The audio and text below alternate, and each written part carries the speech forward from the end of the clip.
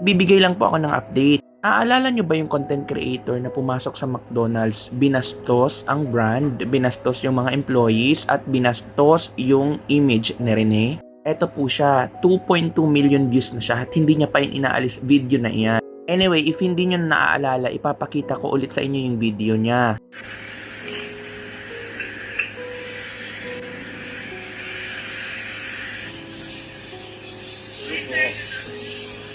Pwedeng ma-incur ko yung baka Rene dito. Baka Rene dito. Diba?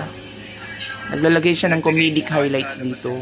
Tapos, pinagmumukha niyang uto-uto yung mga empleyado, yung mga ganyan. Oh. See? Kakaawa yung mga empleyado. Pero magbibigay po ako ng update later. Yan. O, ganyan. Inutok niya pa. Inabala niya pa, inistorbo niya pa. Hindi po. 67 pesos ata. Legit kaya yan? Yung manager. Okay po. Hindi po totoo to. Inutok niya. Oh. Ginawa niyang katawa-tawa ang mga empleyado dito. Sa labas kuya eh. Gamit yung green arches na logo ng McDonald's. Pinapakita. Gawa-gawa niya lang yan. Yung promo card niya. Thank you, sir. Tapos diba sabi niya may nagbigay sa kanya. Alam mo, prank niya nga lang to. Spiyan prank niya. Rene Paterbonia. Ready na sa preso. Hindi pa ako nagkakamali. Siya po yan. Naka-white. Point kasi dito guys, inuto-uto niya yung mga empleyado. Ginamit niya yung logo ng McDonald's. Tapos ginamit niya si Rene. Patay na yung tao. In-explain ko na din po sa inyo kung ano yung mga kaso na isasampa sa kanya or pwedeng isampa sa kanya. Pero kuya, sa iba mong contents, wala na po ako doon pakialam. Specify ko lang po yung content po patungkol kay Rene Paterbonia. Patay na po yung tao. Nakapagbigay naman po yun ng ambag when it comes to morality. Hindi nyo po yun naramdaman, pasensya na po. Kung ano man po ang pagdududa at pagtataka nyo kung bakit marami pong nagre-reklamo sa'yo, di din po namin raramdamin yung nararamdaman nyo. Katapos ko po kasing gumawa ng content noon, madami po ang nag-message sa akin. Marami na rin po ang nauna sa aking mag-email, mag-file ng complaint po dito sa writeus@ph.mcd.com. Ang store din po ay ang McDonald's JP Rizal Makati branch. As I said nga po, dito po sa video na ito, makikita mo po yan dyan sa baba lamang. Available din po itong video na ito dito po sa Blue App. Naman po yung profile ko. Na-mention ko din po kasi dito kung ano yung mga kaso, lahat ng mga grounds po pwedeng pagbasehan ng mga empleyado ng McDonald's at mismong si Nanay Robilyn Paterbonia. Ito na nga po yung pinaka-update. After ko po gumawa ng content, kinabukasan noon, nag-email po ako diretso sa WriteUs ng McDonald's. Ko po yung complaint ko doon po sa email address nila. Ito po yung proof.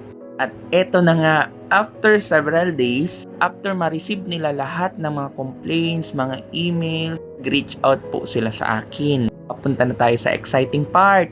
Nag-usap na po kami ni Sir Man, one of the managers there at the branch, tungkol po sa ginawa nilang aksyon. Panood na daw po nila yung video at nalungkot sila doon. Di po yung mga empleyado nakausap nila. Hindi pa po nila alam syempre kung ano yung gagawing aksyon ng mga empleyado mismo. Pero ang pinaka-highlight sa usapan namin ay ang nasa higher management na po ng McDonald's ang concern and waiting po tayo sa response nila kung ano po ang gagawin nila. Pero sure na sure ako na may gagawin sila. Kung ano man yun, abangan. Thank you po sa lahat ng mga nagko-complain at po nang pumupunta mismo sa branch sa McDonald's JP Rizal Makati branch. Pero para mas marami tayo, I encourage you all. Lahat ng mga concern lang naman.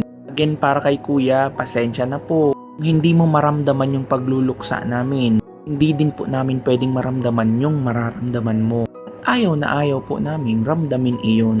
Kaya pasensya na. I'm encouraging other people, lahat po ng supporters, if kaya naman, pwede pa rin naman po kayong mag-send ng email nyo po dito sa writeus@ph.macdo or mcd.com.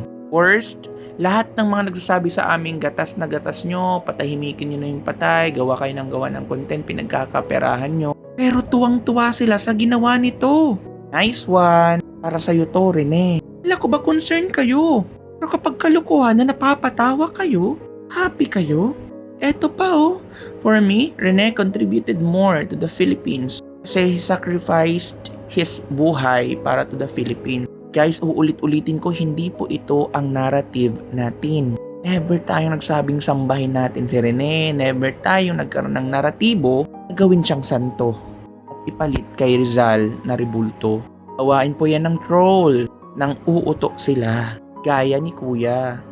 Para dun sa mga taong arrogante, content creator na arrogante, kuno dinidebunk nila ang mga fake news, na kuno sinasabi nila na hustisya, ito po ang dapat i-debunk nyo. Ito po ang dapat isa sa nire-report nyo. Ito po ang dapat isa sa kinukundina nyo. Pag po ako. At sa BDO branch po, mukhang sa sunod po, kayo po ang puntirya nito. Si malamang may suggestion dito, try mo sa BDO.